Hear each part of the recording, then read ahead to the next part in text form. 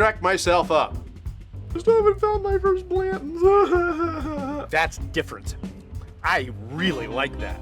They're like together, like peas and carrots. That's funny. Sometimes accidents are good things. Peychauds or Peychauds or Peychaud. This is not what I expected.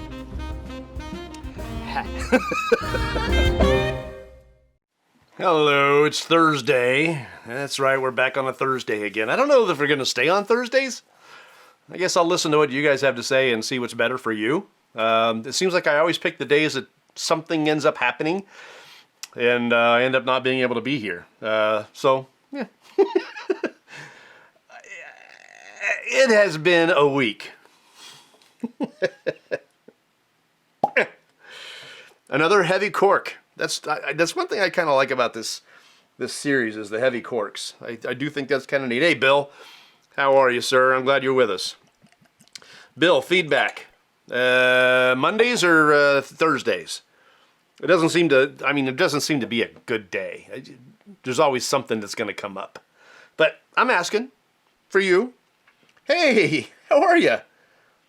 Not sleeping well, third shift stuff. Oh, I understand. There was a lot of years I worked overnights in the radio station. Oh my gosh, lots of years. So I get it. And you get home and you're ready for bed. Now I know you have a drink before you go to bed, and I understand that because I do too, but different time of the day.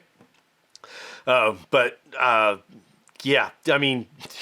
You can't go to the post office, you can't go to the bank, you have to make a special appointment to do that stuff, because if you're getting off at, like I would get off at 6 or 7 in the morning, and by the time I get home, I'm tired. It's a half-hour drive home back then when I was still doing that, and you want to go home and you want to go to bed. Well, the bank doesn't open till 9, post office doesn't open till 9, most I think. Liquor store doesn't open till 9, So I just said I've had a week. So I am no longer working in the retail side of the liquor business. Thank God. I will just tell you, when you're there and you're buying bottles, oh, this looks like so much fun, and the guy behind the counter, such as myself, knows a few things. You can have a conversation. You can talk about booze, and it's fun to do that. That happens about once every week, maybe once every 4 days. That's it. The rest of the time, you're dealing with people.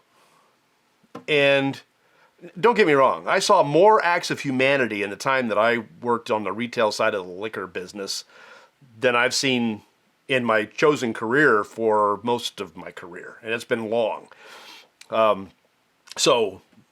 Just little things. Like, there was a woman that would come in, and, she was so crippled, she was all bent over, and she couldn't stand up straight. And she had a walker, and you'd have to put things in her bag, and, people were always opening the door for her, helping her out if she had a couple things and it was too heavy for her. I had one woman that had some kind of a bone disorder, so she couldn't carry more than a bottle. And there was one day she wanted to buy a bunch for a party, and people helped her out. We can't do it, liquor store employees, there's no curb service in Ohio that I am aware of. I believe it's illegal.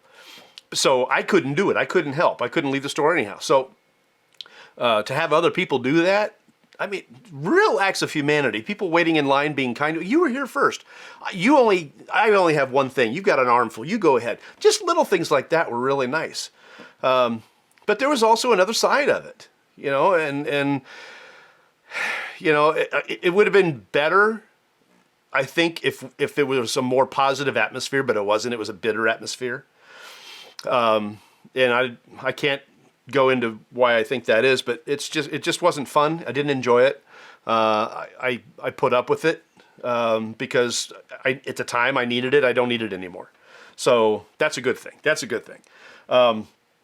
And, I was able to learn some things about how the business works, which is nice. It's always good if you want to get into this business, whether it's doing Bourbcast or whatever the case may be. If you want to start doing these things, it's always good to know the other side of things. What's it like? Some of us worry that we drink too much. No, we don't. There are people, God bless them, come in every day and get a fifth or a liter or 5 shooters. A shooter's what? Two drinks? Something like little airplane bottles, what they call a shooter. I think there's like 2 drinks in one of those. 2 shots. And if somebody comes in and gets 5 of those, that's 10 shots. That's 10 drinks. So anyway, it was an interesting world. I'm glad I'm not doing it anymore. Just one of those things, you wake up in the morning, you think, I don't want to do this anymore. And then it just so happens you're not going to do it anymore. So it's kind of nice. All right. So I wanted to hit that. It's kind of interesting because in the last week of my employment there, I don't say the name of it because it's a great place. Don't get me wrong. It's a great place. And the people there are a team and they work together very, very well. And I enjoyed aspects of that business a great deal. So I'm not going to name names or anything like that because they were nice enough to give me a job when I thought I needed one. And I got to see the true side of some people and it was really great. So, and I got to see some great bottles and I got to learn some great stuff. So, anyhow, we're going to get back to this in a minute, but like 2 weeks ago, I had a dream that I was being arrested and I went to jail. And I just, if you have anything to do with like the interpretation of dreams, right? So it's kind of apt.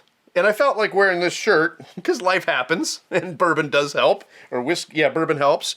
And this particular bottle is called The Prisoner. So you see how everything just kind of gets along, right? So this is just a perfect bottle for today and a perfect shirt to wear to drink this bottle. And it's fun. It's fun how life works. All right. So this is the last of the series of the Bardstowns that we're doing. We started off with Bardstown Fusion, which so far has been the one I've liked the most. And then from there, we went to the Bardstown Discovery, which I really wanted to like more than I did. It was okay. It was okay. Then there was the Pfeiffer Pavitt, which I just didn't like. The nose on this is great. It was better on water, as I recall, last week. A little over a week and a half ago. Didn't love it. But this week we're going to do The Prisoner. This is another part of what they call their collaboration series. They have the Origin series, they have the Fusion series, the Discovery series, the Collaborative series, and the Distillery Collection. This is the Collaborative series, the wine barrels that they did. So the Pfeiffer Pavitt was 9-year-old Dickel. Why? Anyway, and I read one review today where there were people who didn't want to buy these because it's Dickel juice. This is Dickel juice. Say that wrong. Dickel juice.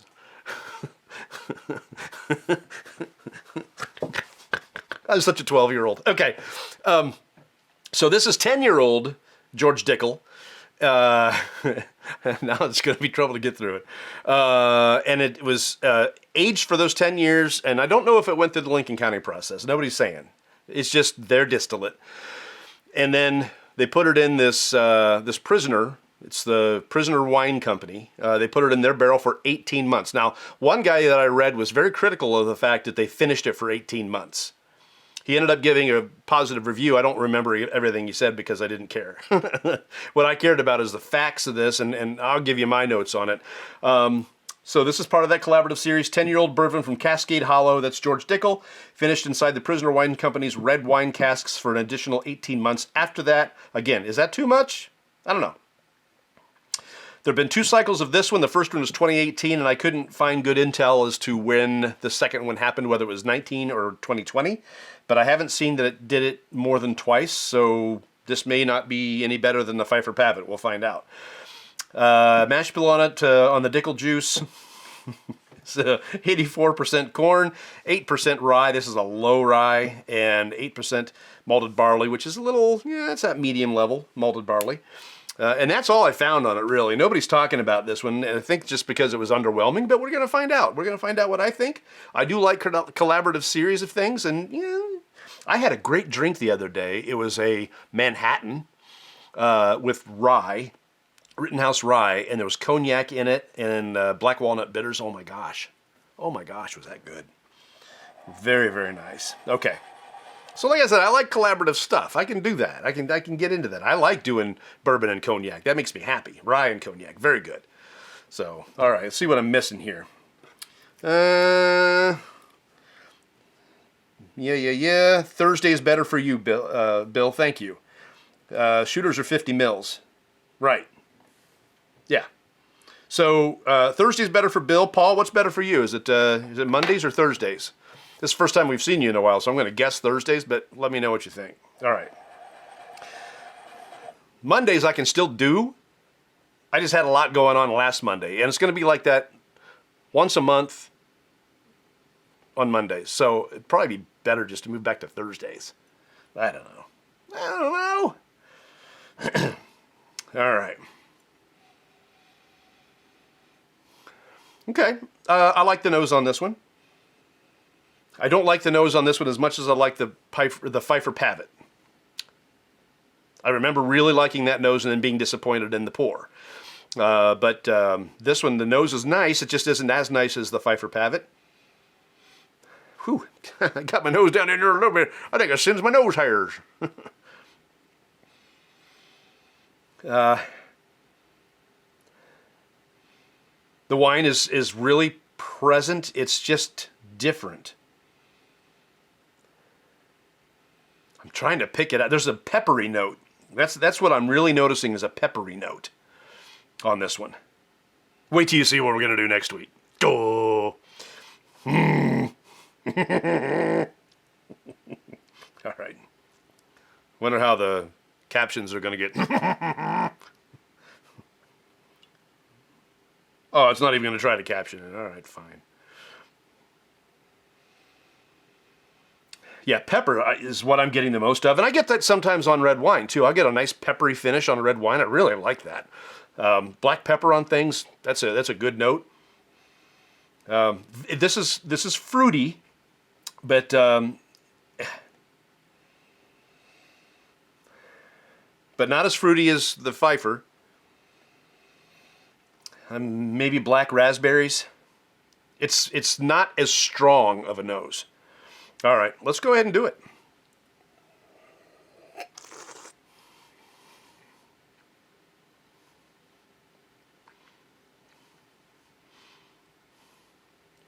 That was a tiny little sip. The proof on this is 100. It's 100 proof. Whew. It feels like it was a tiny sip, and I can feel it going all the way down.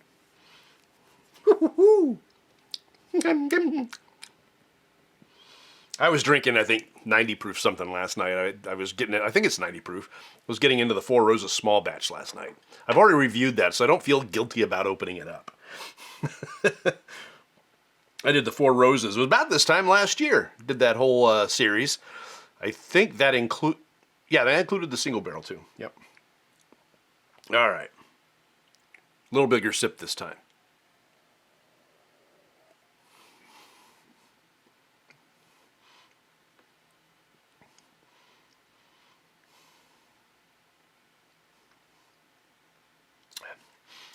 All right. This one I like. I have 2 Bardstown bottles that still need to be opened. One Discovery 10 and one Fusion number 9. Okay, Paul. I'm just guessing that you'll probably like the Fusion better than the Discovery, but it all depends on your palate. We have a similar palate most of the time, I think. There's some things that we don't see eye to eye on or palate to palate on. But okay, so I'm starting to remember some things about last week. I remember it had a very long finish on one note, and it was a note that wasn't good. This one also has a long finish on one note, only that one note isn't so bad. I'm not going to tell you that it's delicious, but it's definitely better than the Pfeiffer Pavitt I had last week. Even though the nose doesn't give me as much as the Pfeiffer Pavitt did, this one is much better. This is called the Prisoner. Prisoner Wine Company, and their red wine casks for 18 months. And I think this one, the Pfeiffer Pavitt, I think the 18 months might have been too much or not enough. I don't know. I'm not in that world. Maybe that'll be the next job I get fired from. Well, that's funny. But I think I like this one.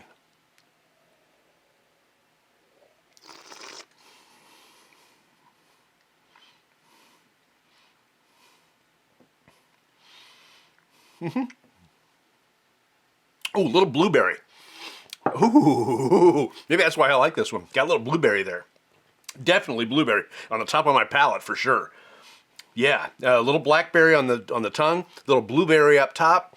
Definitely pepper on the palate as well, all over, which I really like.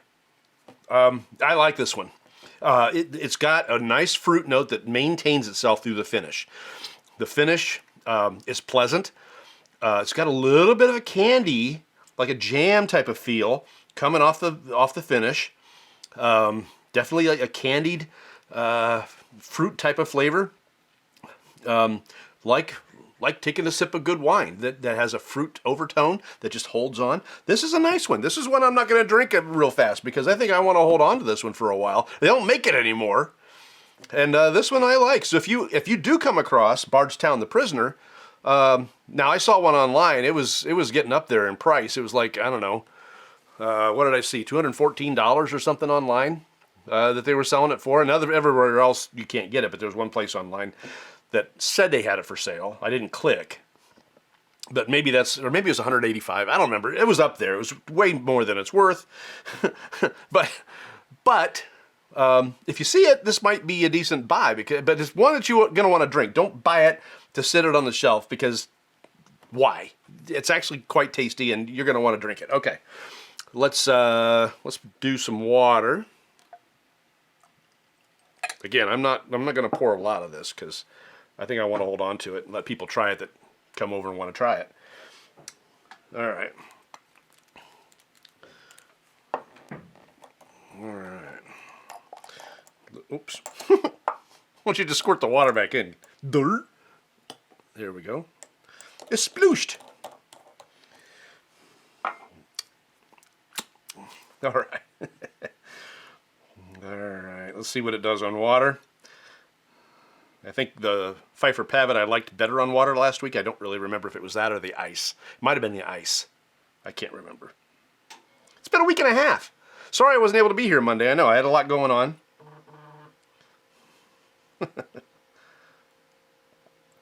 I got people texting me and asking me what's going on because a very nice big door opened for me today. And it's a big door. It's a scary door. And I have to decide if I want to walk through it or not. And I kind of alluded to it on a Facebook post, and people are like, "What are you doing?" I am blessed. I am blessed to have people that care about me. So if you're one of those, thank you.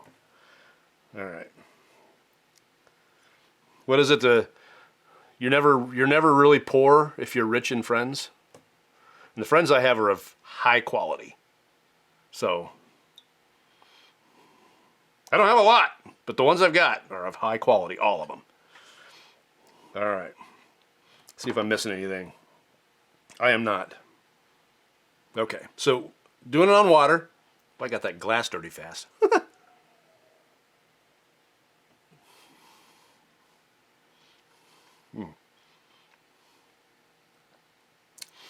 It mellowed it out. That 100 proof went down. But boy, did it open up with flavors. Goodness gracious.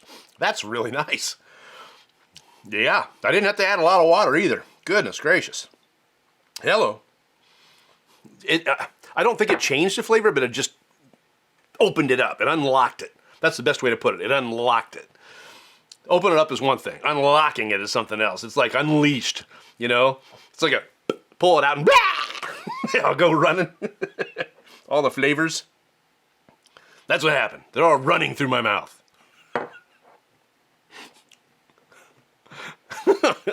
Give you a little visual. Ah!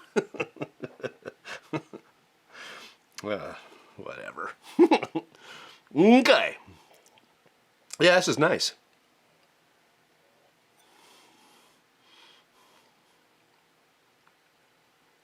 Yes, quite good. Quite good. Like I said, it didn't change. There's a little honey there. Little honey. That wasn't there before. And I'm not getting the blueberries anymore as much, but I am getting that honey. That's new. I like that too. And the pepper seems to have fallen off a little bit. And so it got a little sweeter. Okay. Yeah. Yeah. Okay. Let's do our ice test. With a gorgeous ice sphere. I put 2 more in the mold last night because this is my last one.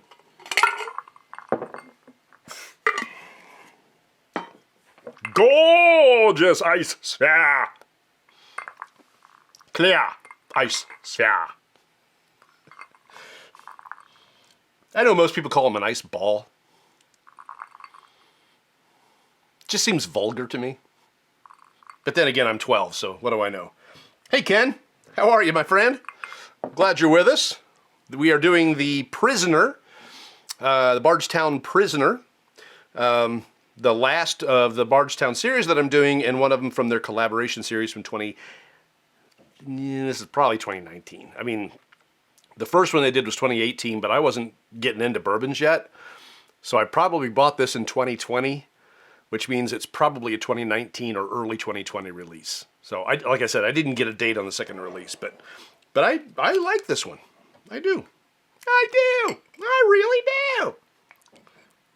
Okay. And the heavy cork is fun. I like that. All right. So coming up, what we're doing next week. One of the things that I had in the store were people that know as much about this stuff as I do, if not more. Now, we all have pieces of knowledge that we pick up. Like, you know, one guy told me that he thought Rittenhouse was a high rye. There's a lot of people that think Rittenhouse is a high rye, and it is not. It is a low rye. It is a 51%. And I happened to try it on a Bourbcast, and I was able to share that knowledge. Where other people do the research on pours as well, and they know things that I don't know. And this one that we're going to do next week is one that I didn't know much about. And the more I heard about it, the more excited I got about it. So I grabbed some. And the guy that was the most insane about it, and I don't mean insane in a bad way, he was just really, really loving it, and he wanted me to review it on the Bourbcast. He was like, you got to move it up. Because I had it like later on in the schedule, and you got to move it up, man. You got to move it up. I really want you to review it. All right. So I'll reveal that here shortly, because I'm actually kind of excited about it. I've just heard so many good things about it. And I very quickly looked at a review tonight, and the review, they didn't say this is my way of saying it, but they said they really hit it out of the park. So anyway, we'll do that in a minute. First, let's do this on ice. I've got just a few minutes left here, so I got a boogie.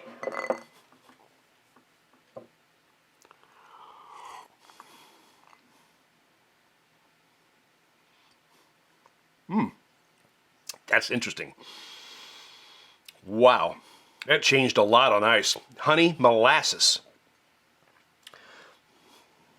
Yeah. Now, I never put wine on ice, especially not red wine. And this is red wine casks. So this is kind of a faux pas to begin with. you put, I know some of you like to put your bourbon on ice. I get it. I do not. I'm a bit of a purist when it comes to bourbon, and I don't often put it on ice. There are some that are better on ice, but it's very few. And I know a lot of people like their bourbon on ice, especially that low shelf stuff. You know, and you would be amazed at how much of that low shelf stuff sells. Oh my lord! I mean, honestly, one of the things I revealed after I left, I think that the number one seller of bourbon was the 1.75 liter Evan Williams. And beyond that, it was Kessler's, Seagram 7, Kentucky Gentleman, Kentucky Tavern, you know, that low shelf stuff, you know, that you can get in. They call it dogs. If you look at the codes, there's boys, liters, and dogs. Dogs, or D, right? And that's how, if you're talking to somebody about codes, B and D sound so much alike. If you say, I'm going to get, 5115 boy, then you know you're going to get the 750 milliliter. If you're going to get the 5115 dog, you know you're going to get the 1.75 liter. So anyway, those big liters sell a lot. And early times, and the amount of people that say that they're cooking with it, and I would say 80% of the people that walk through the door claim that they don't touch the stuff and they're buying it for somebody else. You know, there are people that are couriers that do errands for old people that can't get out of the house, and they are paid to come buy this certain whiskey or whatever every week, or every few days in some cases. There are a lot of unhealthy people that go into a liquor store. I think we got a Deadpool on one guy. Every time he can't breathe, he can't walk, he can't hold himself up. He has to lean on the counter. He gonna die, and God bless him, but he gonna die. All right.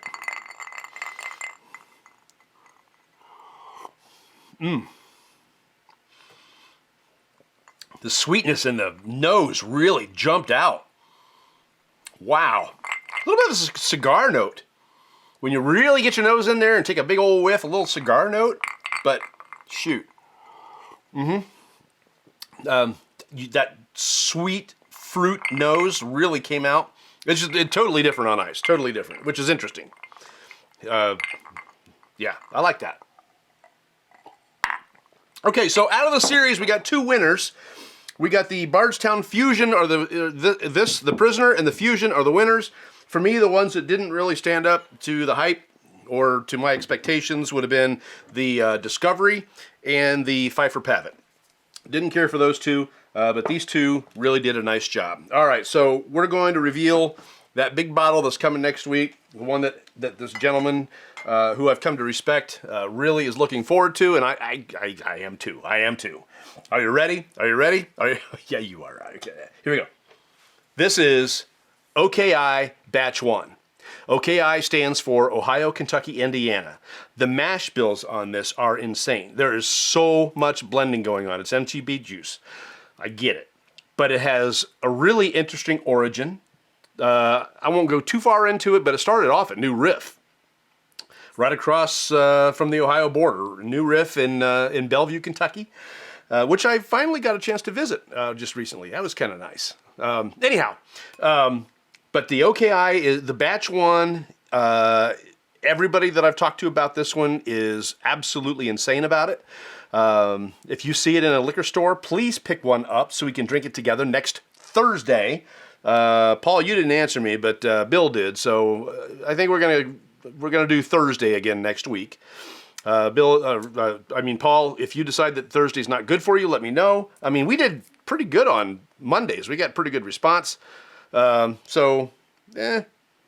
see how Thursdays go. So far, so good. It's been looking good. So I'm glad you're all here. Thank you. But OKI, Ohio, Kentucky, Indiana. It's got all the mash bills right here on the front. We'll go into this next week.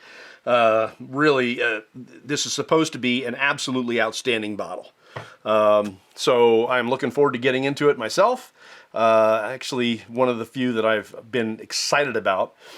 Things also to look forward to. Halloween is on the way. So we will eventually be opening the Von Payne. All right. We got Christmas cocktails to come. Of course, I've got something special planned for Thanksgiving. So that'll be a Thursday night Bourbcast as well. So we may just keep it on Thursdays. Sometime, I don't know when I'm going to do it, but I think it's going to be one of the last Bourbcasts of 2023. We're going to talk about the best pours of the year and the worst pours of the year. So that's coming up. We've got so many different things planned for you. I've got Bourbcast planned out to the middle of next year so far, and I'm continuing to buy more and more stuff and getting excited about continuing this on and on and on. So thank you for joining me.